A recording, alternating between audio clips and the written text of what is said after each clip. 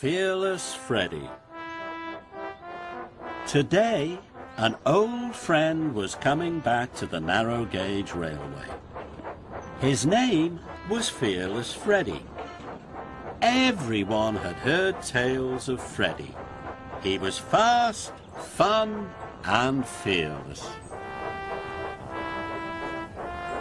Thomas pushed Fearless Freddy into the transfer yards. "Hello, Freddy," whistled Sir Handel. "I haven't seen you for years." "Fearless Freddy is back," puffed Freddy.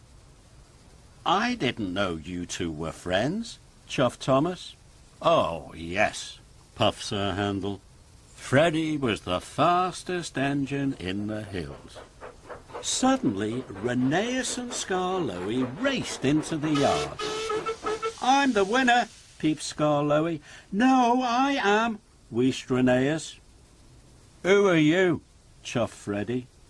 "We're the fastest engines in the hills." "I'll show you who's fastest," tooted Freddy. "I'll race you down the mountain." Rheneas and Skarloey liked to race. They steamed off excitedly. Freddy was determined to win. Freddy huffed and puffed up the mountain. "Flatten my funnel," he wished. "I used to be able to chuff up here in no time." Rheneas and Skarloey were waiting to start the race. "If I get to the bottom without you bumping my buffers, I've won," wheezed Freddy. "All right, Fearless Freddy," tooted Rheneas. "Ready, steady, go!" whistled Skarloey. Freddy raced along.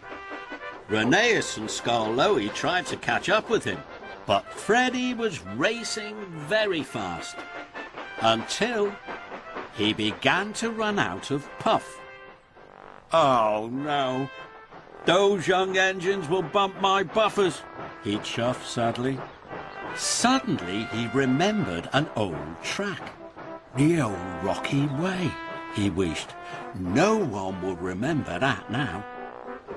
Rheneas and Skarloey didn't see Freddy go a different way. "This way's much quicker," huffed Freddy. "I'll be at the bottom in no time." Freddy rejoined the main track.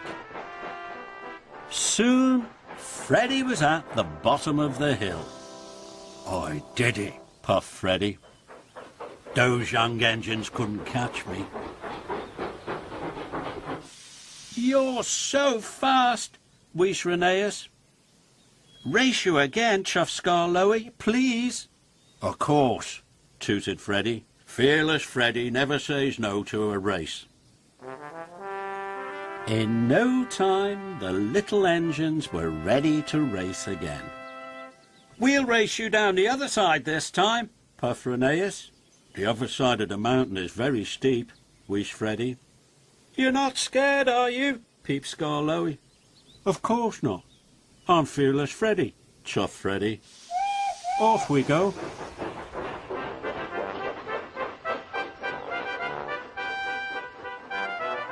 Freddy raced ahead of the other engines. Soon he began to run out of puff again, but Freddy didn't want to lose.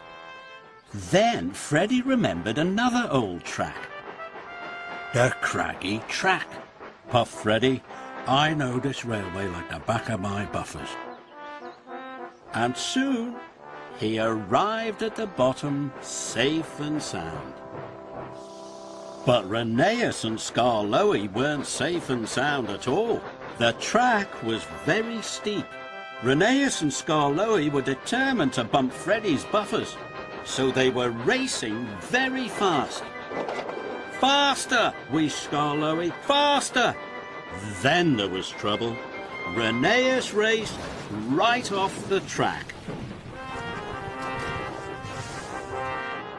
"Oh no!" cried Skarloey. Freddy was waiting at the bottom of the mountain. He was very pleased with himself. Suddenly, Scar Louie raced in. "Rheneas has come off the track," Scar Louie cried, "and I don't know where he is. We were trying to catch you, Fearless Freddy, but you were too fast." Sir Handel arrived with the thin controller. He had heard what had happened to Rheneas. "It's all my fault, sir," chuffed Freddy sadly. "I used old tracks." "You tricked us," tooted Scar Louie, "and now Rheneas is lost and in trouble." "No, he isn't," whistled Freddy loudly. "I can find him, sir. I know all the old tracks. Please, sir, follow me." Freddy led the rescue party along another forgotten track. The track wound down to the valley.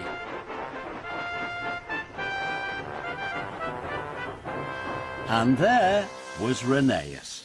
"I'm so happy you found me," peeped Rheneas. "So am I," chuffed Freddy.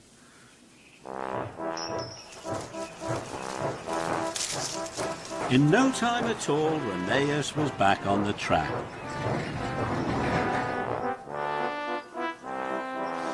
And all the engines chuffed back to the transfer yards. "I'm sorry I tricked you," puffed Freddy. "You're much faster engines than me." "But you know all the old tracks," peeped Rheneas. "Please tell us about them." So Freddy began to tell the young engines tales from the old tracks. Everyone was happy. Fearless Freddy was back.